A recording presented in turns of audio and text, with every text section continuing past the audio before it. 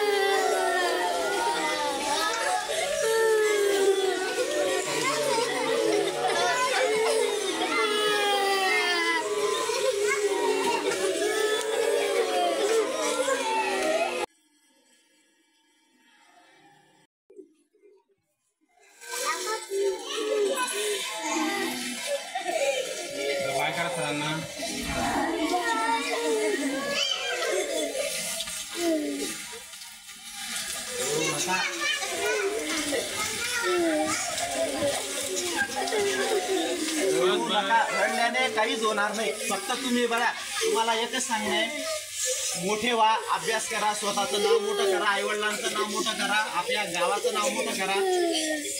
त्याच्याने आमचंही नाव मोठं होईल की कोणते शिक्षक लाभले होते. बस हा आमच्यासाठी सर्वात मोठा पुरस्कार असेल. आम्हाला काहीच नको.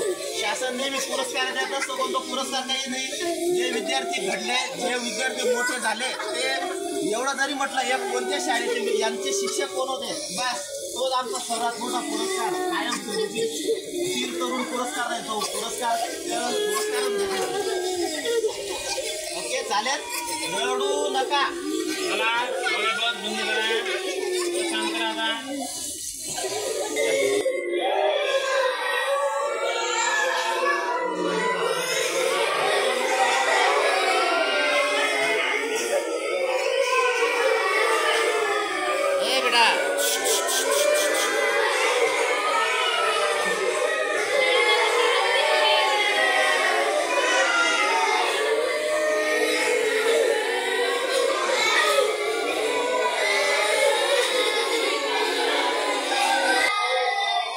काय लढती आहे?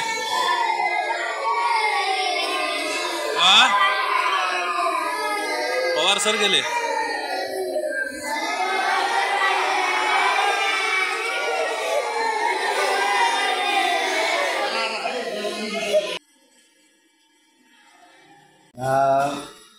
गावात आम्ही जेव्हा नवीन आलो तेव्हा आम्हाला इतकं आनंद नव्हता झाला.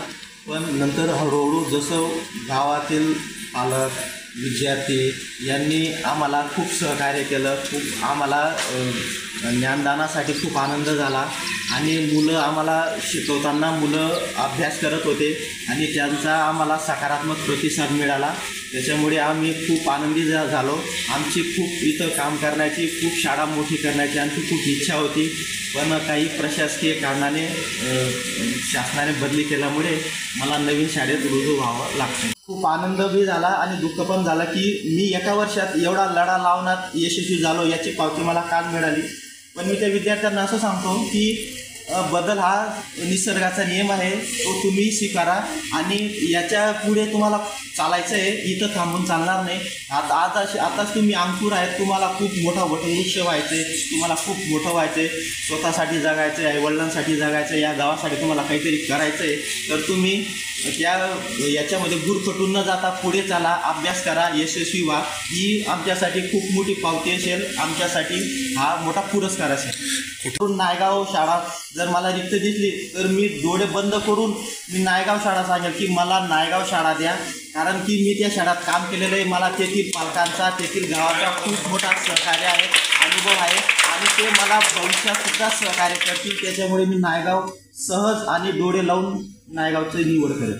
सहकार्यांची साथ कशी मिळाली? असे सहकारी मला मिळाले नव्हते आणि भविष्यात मिळणार पण नाही. मला पाटील सर, पाटील मॅडम, घालते सर इतकं सहकार्य लाभलं. मला कधीच वाटलं नाही की मी एवढ्या 150 किलोमीटर अंतरावर आहे, पण मला कधीच वाटलं नाही की मी परक्या ठिकाणी आहे. मला इतकं असं वाटतं की हे माझे भाऊ बहिणीच आहेत आणि मला कधी काही अडचण असेल, मला तर त्यांनी त्या अडचणीमध्ये चांगल्या मोलाचा सल्ला दिला आहे आणि मी त्यांच्याकडून अशी अपेक्षा करतो की मी जेव्हा मी त्यांना हाक मारेन ते माझ्यासाठी थांबतील. बदली या शाळेत फक्त 88 आधार कार्ड होते, आपल्याला 91 पाहिजे होते, पण काही मुलांचे आधार कार्ड काढण्यात आम्ही कमी पडलो, कारण त्या मुलांच्या जन्मतारखेचा किंवा जन्मदाखल्यांचा म्हणजे मिळाले नाहीत, त्यांच्या आईवडिलांचे पण जन्मदाखले मिळाले नाहीत, त्याच्यामुळे ती प्रक्रिया यशस्वी झाली नाही आणि त्या ठिकाणी आम्ही कमी पडलो.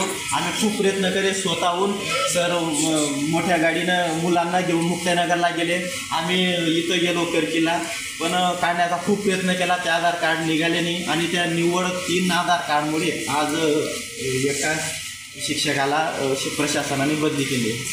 कुठेतरी या शाळेमध्ये 5वा वर्ग पण उघडण्यात आलेला आहे. 5वा वर्ग आम्ही खूप आशेने 5वा वर्ग उघडला होता. आमची तर इच्छा खूप मोठी होती की हा 5वीचा वर्ग आम्ही 6वीत नेऊ, 7वीत नेऊ, शाळा ही परिसरात सर्वात मोठी शाळा होईल असा आमचा मानस होता. पण त्याच्यात आम्ही अपयशी ठरलो किंवा इतरही काढणे असतील, त्याच्यात आम्ही त्यामुळे ती शाळा होऊ शकली नाही मोठी. कदाचित पुढे प्रयत्न नक्कीच असेल.